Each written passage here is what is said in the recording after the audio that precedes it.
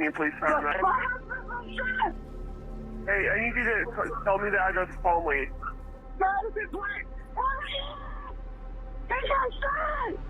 Take a breath for me. Are you with us right now? Yes. Alright, let me get you in an ambulance. This chilling 911 call sent police racing to the crime scene. There they found 51-year-old Frankie Owens bleeding from a gunshot wound. While he was rushed to the hospital, officers questioned his fiancée. But soon the detectives would confirm his fiancée's worst nightmare. Please tell me he's alive. No. However, soon she would find that her daughter had revealed a horrifying secret, one that would change everything in an instant.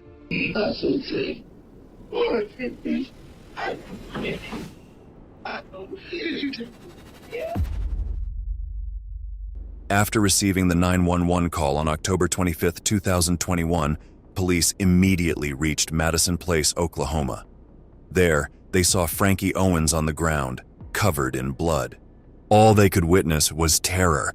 Where's the suspect at? Everybody get back, please, get back. One gunshot, is he still alive? Yeah, he's got some occasional breathing. The 51-year-old was barely clinging to life, a breathing corpse on the brink of death. The officers wasted no time and took him to the hospital. The visual of it shook his fiancée. Terror oozed from every corner as she narrated what she witnessed. He's my fiance. Fiance? Yeah. All I know is he opened the door and this dude shot. Right after this, Detective Jason White reached the homicide location to hunt down any traces of the suspect. His priority was to find out if the neighbors had seen the suspect. Suspect? They didn't see him. What it sounds like to me is that somebody came knocking the door, he answers it, and it happens right here. It might have been a small amount of blood.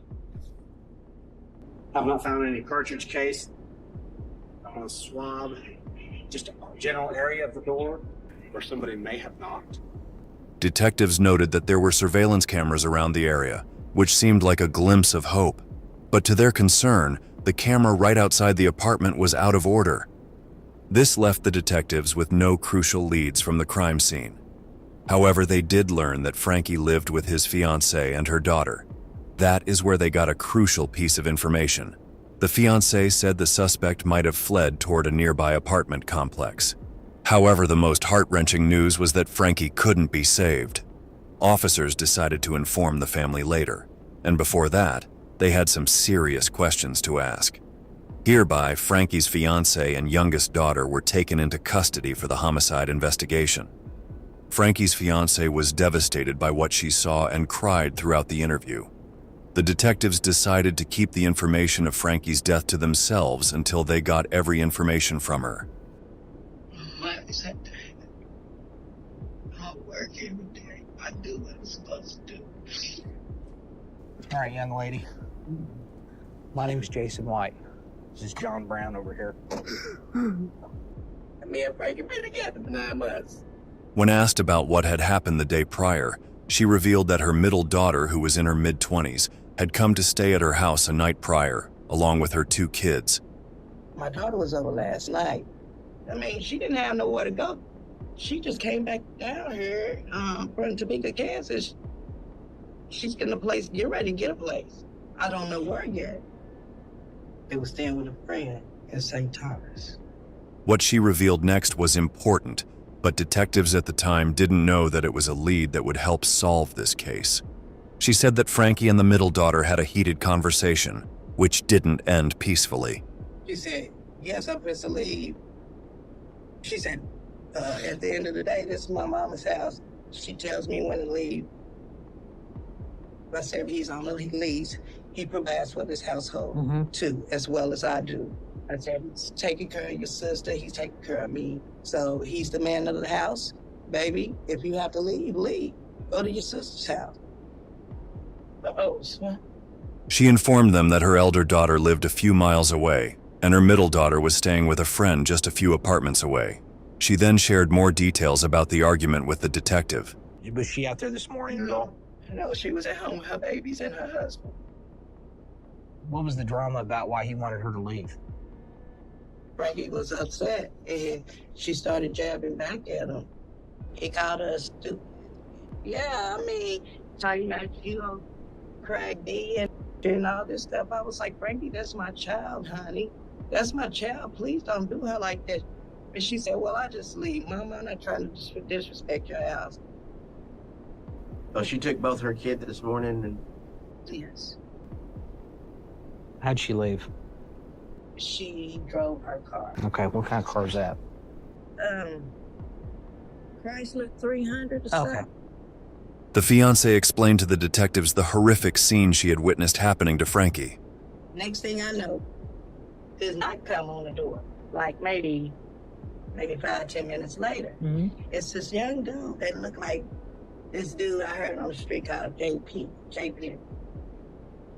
Okay. Frank said, what's up, man? He said, what's up with you? And then Frankie said, man, what it is? He said, man, step outside. Hey, we can handle it. Frankie said, fight like a man. You a punk because you using a gun. Fight like a man. He said, come outside, fool. Frankie said, I'm not coming outside. You got a gun, put the gun down. I ain't got no weapon, be a man. Frankie stepped 1 foot out. Next thing you know, I'm right behind him. Frankie falling back on me. And I'm like, what the crap? You shot him and the dude ran off. Frankie, well, he ain't had no trouble with nobody. This man is not from here. I don't know what to tell his mama. Okay. And she's in Virginia. However, the detectives handled the situation carefully and tried gathering every detail they had of the suspect. So J. Penny, has he been over at the house before? No. Okay. What was he wearing? He was wearing a hoodie. I didn't see the shirt. He had on some blue jeans. And he had a gun right here. I don't know the sizes of guns, but it was a big gun. Okay. So he had a gun on his side. Yeah, in his hoodie. So describe him head to toe the best that you can. He might be your height. I don't know, but he's dark skinned, half dreads, and he's real skinny. So, if we showed you some pictures, you'd be able to say, this is the boy that shot Frank. Yes. As the fight between Frankie and the middle daughter was concerning and violent, the detectives tried to find out if there was any linkage between the middle daughter and the suspect, Jaquan Devontae Penny. So let's go backwards real quick. So your daughter had just left. Is this somebody that knows your daughter? That maybe... I don't know. That's the thing. I don't know. He looked like he went to school with my girls. Mm-hmm. But they say they don't know him. Does she have a boyfriend currently? He's locked up in David L. I wouldn't say that she had anything to do with it because she left peacefully and stuff. I'm just saying, it doesn't sound like it was peaceful. She was pissed off, and I would have been pissed off too. Yeah. He insulted her, he disrespected her, called her names, etc., etc. I don't know, no, I don't know. I don't want nothing to happen to Frank. Hang tight for just a minute. Though Frankie's fiancée was still oblivious to his death, she gave out crucial leads to the case. To assemble the fragments of the mystery, the detectives continued by bringing the youngest daughter for questioning. The detectives initiated the investigation in a composed manner. After this, they started questioning her about what had happened on the day when Frankie got shot. So go ahead and tell me what happened. Last night, I was with my sister's kids. I didn't go to bed until like 12, and I woke up this morning. I asked my mom if I could stay home. She said yes. I was logging onto my computer, trying to check my missing assignment. I was on this phone with my sister at the time. Did she call you, or did you call your sister? She called me. What was that about? Yeah. She was talking about what happened. Her and Frankie were kind of arguing. And all of a sudden, I heard a knock on the door. And I heard my mom was telling Frankie to stay inside, just close the door. And so I was just staying in my room.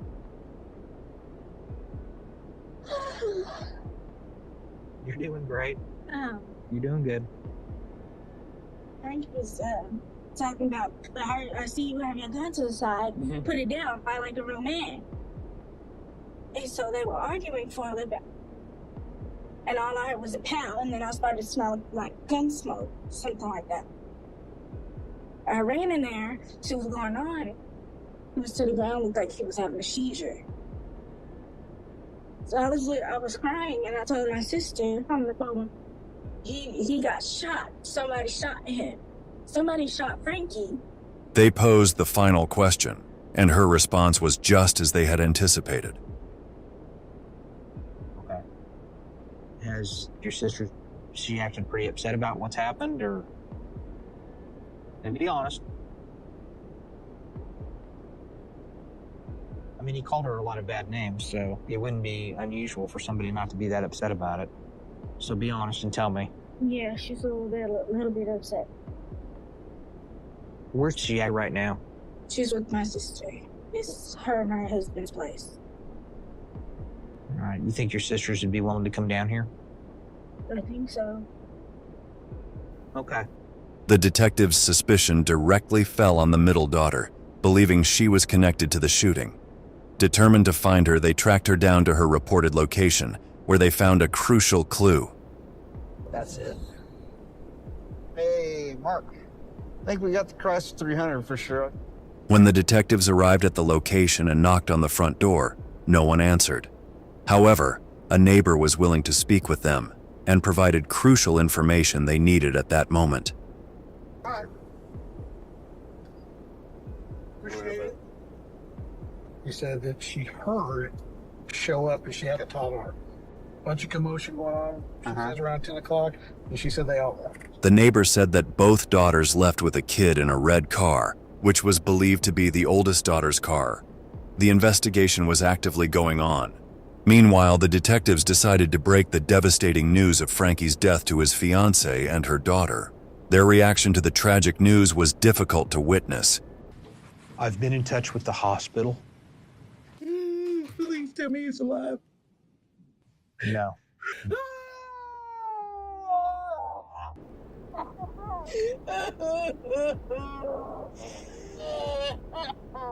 You're gonna be strong for your mother, okay? I'm sorry to the both of you. I really am sorry. We just need to figure out who did this. The detectives wanted to observe the oldest daughter's reaction to the devastating news, so they asked her mother to call her. Would you call her and just have him come down here? That way it'll make it easier. Hey, babe. You got your sister. Yeah. Frankie's dead. Are you serious? Frankie's dead.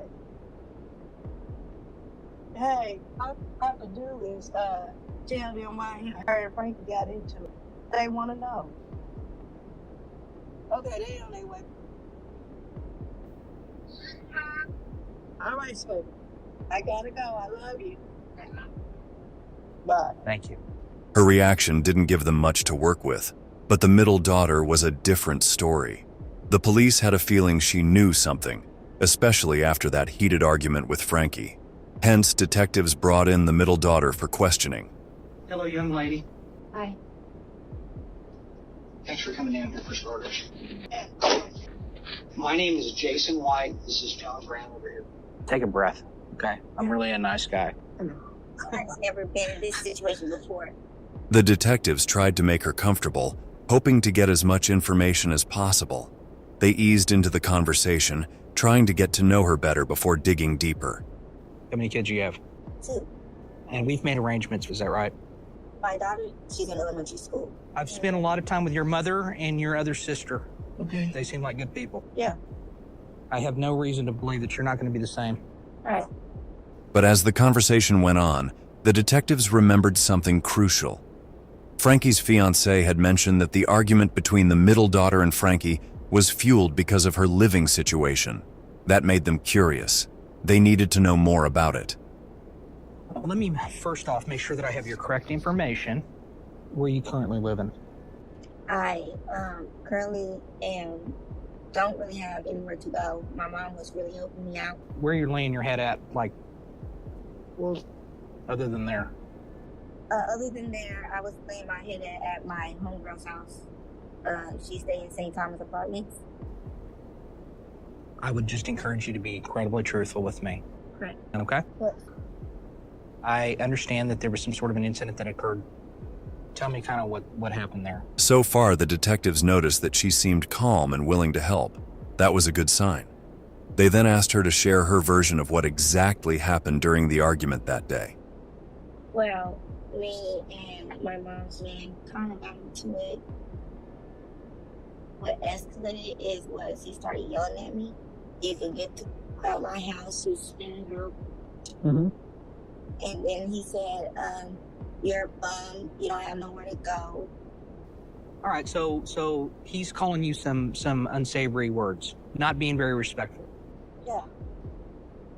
I said, Mom, can you say something to him? I mean, I'm your daughter. Like, he should at least give me the respect.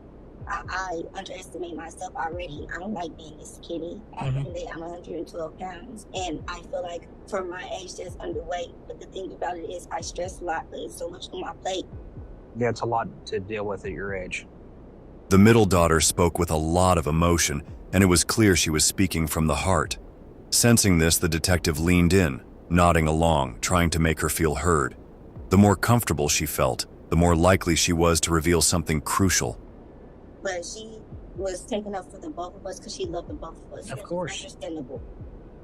And I told him the day before this all happened that I loved him. So to hear this come out his mouth. I you know what? 100% I agree with you. That's not right, what happened, okay? So what happened next? I left and I went to my friend's house. Did anybody come over while you were there? No. Okay. She denied meeting anybody at her friend's apartment, but what she didn't know was that they had already uncovered crucial footage, one that was about to make her go from a concerned daughter to a potential suspect. Before even calling the middle daughter in for questioning, the detectives had already traced her movements from that day. And that's when they found it, the crucial piece of evidence, something that happened just 20 minutes before the 911 call. So there's her car.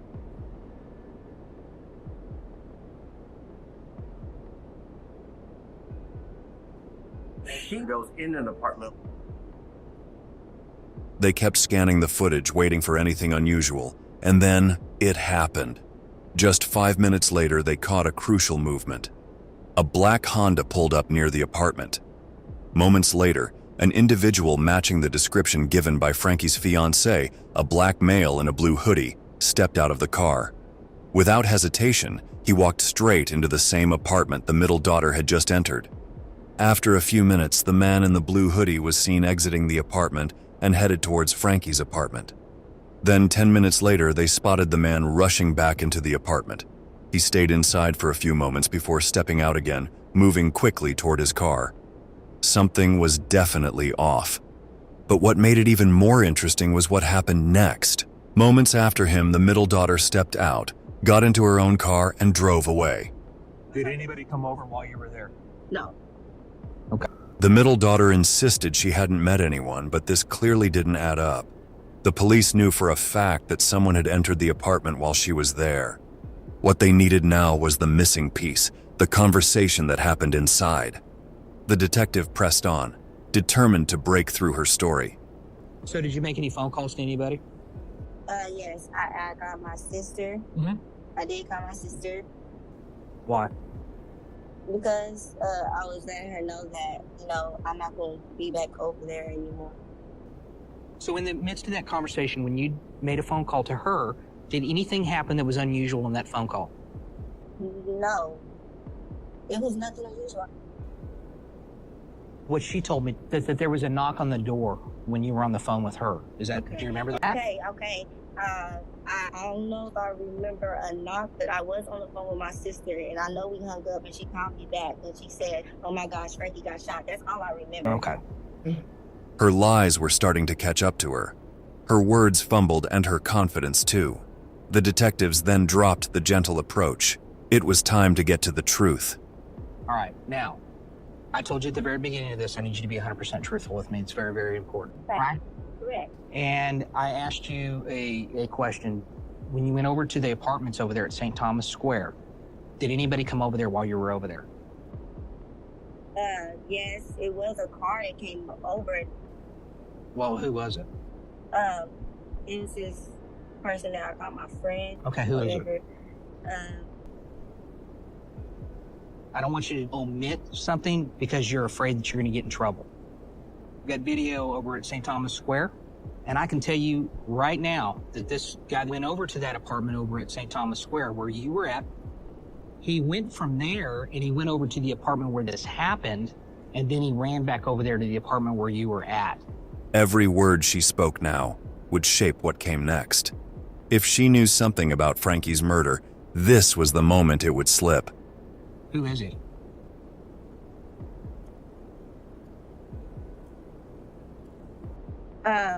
His name is Jaquan. What's his last name? I don't know his last name. I don't mean to pry here, but do you know him like on an intimate basis? Oh, no. Did you call him? Well, I already seen him out there. She finally admitted it. She had seen Jaquan after her heated argument with Frankie, and more than that, she was the one who had asked him to meet her at her friend's apartment. The pieces were starting to fall into place, but the detectives weren't done yet. He comes over to the apartment. Did you tell him anything about any kind of... I talked to him about, I was crying talking to him. And I just told him that, exactly what I told you, that he was cussing me out, saying I was getting so. And then all he did was tell me he'll be right back. When he came back, he told me that Frankie had pulled the knife out on him 3 times and he shot. And I was like, why would you do that? I said, you have to go. He left. I didn't tell him to go over there. The daughter's claim that she never asked Jaquan to go to Frankie's house didn't quite add up, especially considering she had called him to the apartment. Something felt off. Did he leave the gun? No, he didn't leave the gun. He did not leave the gun at all. Okay, did you see the gun? I did not see the gun. Has he tried to call you since? After that, once or twice, and I was just basically telling him you don't need to call my phone anymore, because then you took it to a whole nother level. And he was like, so you gonna snitch on me if something happened? I got scared. What did you say? He says, you gonna snitch on me if something happened? I said no. Well, I'll give you credit anyway, because we could have sat in here for 2 hours and just completely wasted our time, but you didn't do that. So I do appreciate that. Of course. They needed to pin down the exact moment Jaquan last spoke to the middle daughter. His final movements were crucial. Where did he go? Tell me he was going back north. He went back north to his destination. You got any issues with us going through your phone? No, I don't. You go through the phone.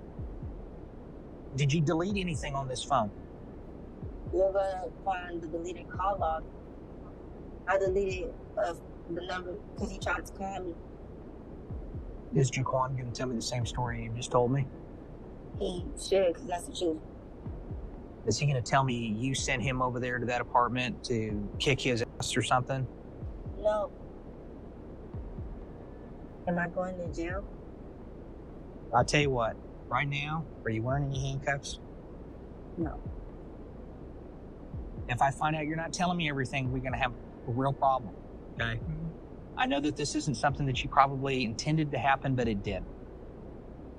I'm going to have faith that you're telling me the truth, and you're going to walk out of here today. The middle daughter told the police everything she claimed to know, but there was still one crucial thing left, to make her confess the truth. Not just to the detectives, but to her mother. Mama, hey, you okay? What? You not in trouble on nothing? What you crying for? I know, it's just, I love you guys. That's what you say. What? Huh? Did you take? Yeah. Is it boy did it? I'm sorry. He was supposed to come against you. He was just supposed to go over to me at the same time as I started crying, telling him, and he said he didn't say it in no a harmful way or whatever. I'll be right back, like he was mad or whatever. I just told him or whatever. He was like, okay, sis, you gonna be okay? I'll be right back. And after that, that's when he went over there. But I didn't know they was going over there to do that, Mom. I just said, hey, I'm not mad at you. You mad at me? You do it. I know who did it. I told the truth. At the day, I didn't mean for that to happen. I swear to God. The pieces were falling into place, but one key detail was still missing: the exact motive. To track down Jaquan and confirm his involvement, they needed to be sure. They laid out a lineup of images in front of Frankie's fiancée, the only eyewitness to the shooter. Detective Warren here is going to show you a series of pictures. Sorry about to say, man. That's all you guys want some stuff right now. We'll be right now. So you look at these. Okay. I'm going to fix all of you.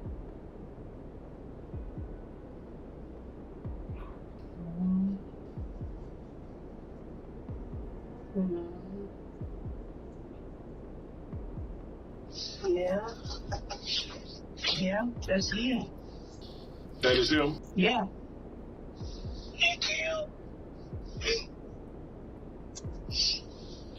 Okay.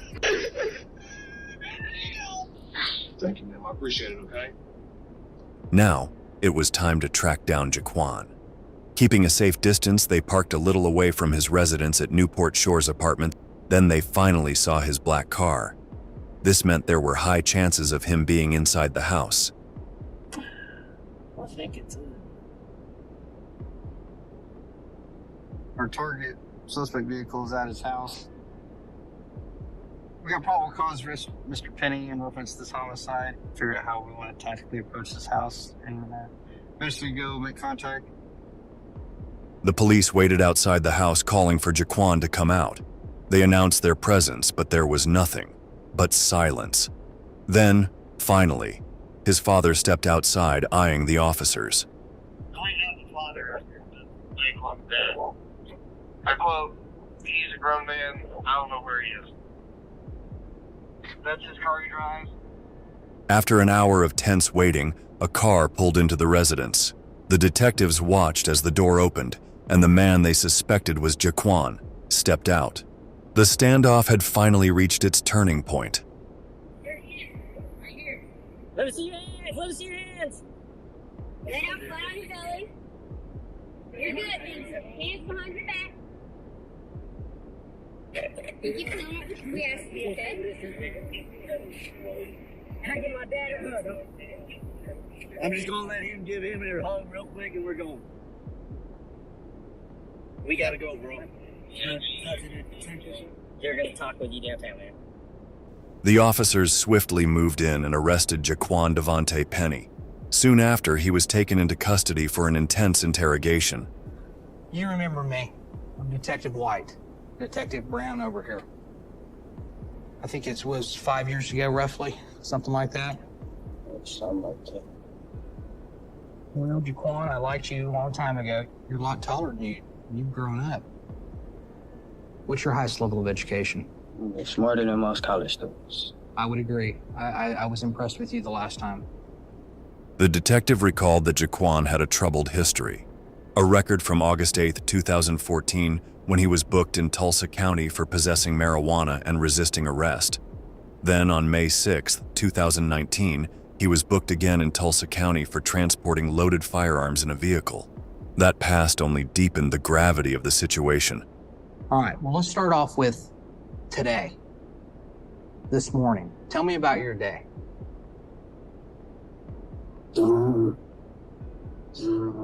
Check them. Last night, her car ran experience. She was telling me that her mother's boyfriend was in the living room towards her. Okay. She left clothes over there. She had told me if he wasn't there, he left it. When I asked her, was he at the house? She had said no. So I was going up there to go get that closet. He opened the door. He rushed outside with a knife.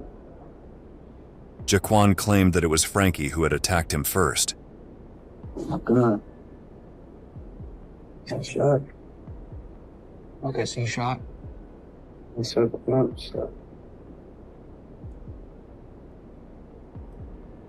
How many times did you shoot? So one time I shot the guns. I didn't even know where he got hit at. What did he say when he opened the door? It wasn't no discussion. Like I opened the door, the mama came toward me, rushed behind her with a knife.